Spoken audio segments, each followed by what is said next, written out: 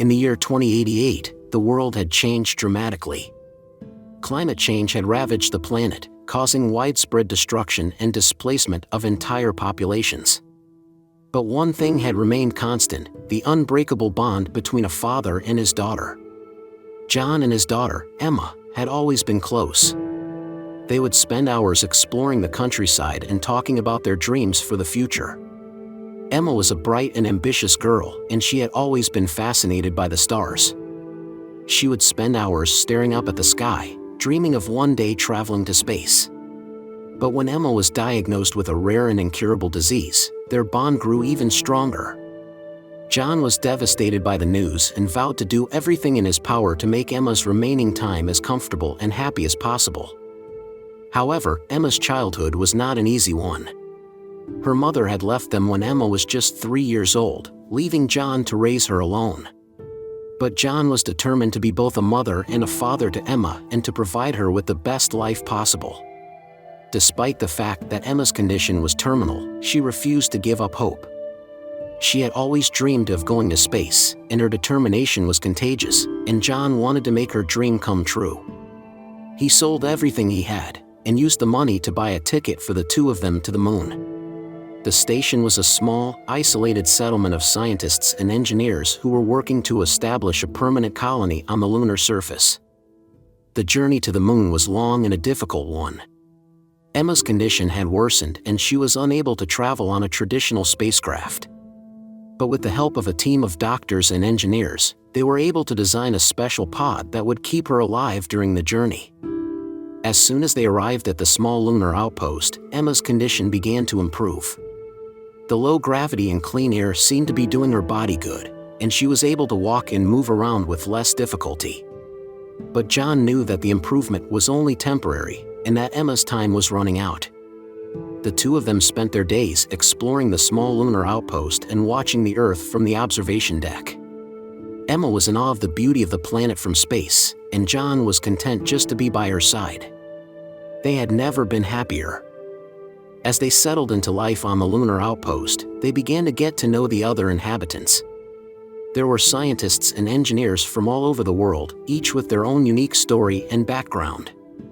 Emma was fascinated by their work, and she would often spend hours talking to them about their research and their plans for the future.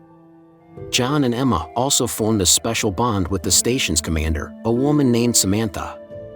She was a brilliant astronaut and a natural leader, and she took the time to show them around the small lunar outpost and explain the different systems and technologies that made it possible.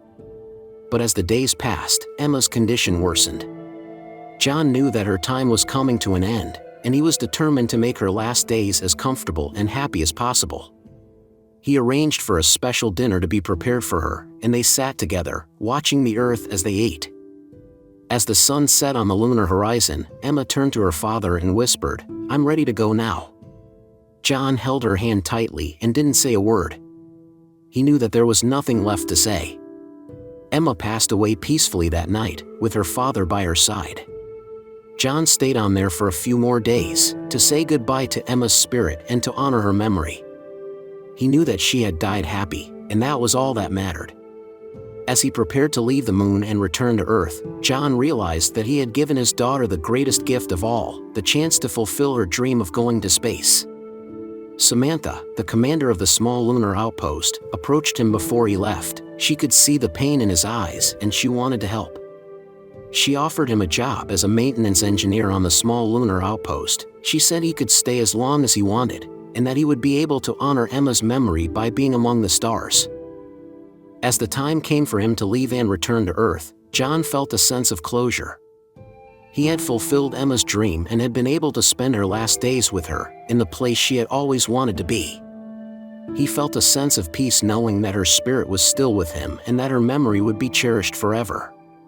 Before leaving, John decided to leave something behind as a tribute to Emma, something that would keep her memory alive on the lunar surface. He asked the engineers to help him build a small memorial garden outside the station, where they planted a sapling and placed a plaque with Emma's name on it. He knew that the sapling would grow, just like Emma's memory, and it will be a reminder of her for the people who will come after them. John returned to Earth, but he never forgot his time on the moon. He kept in touch with the inhabitants, and he followed the progress of the colony as it grew and expanded. He knew that Emma's dream of a permanent colony on the lunar surface had become a reality, and that made him happy. Years passed, and John became an advocate for space exploration and the colonization of the moon. He would often speak about his experiences and Emma's story, and he inspired many people to pursue their own dreams and to never give up hope. In the end, John knew that his daughter's legacy lived on, not only on the lunar surface but also in the hearts of all the people who had been touched by her story. Emma's wish to go to space had come true, and for that, John would always be grateful.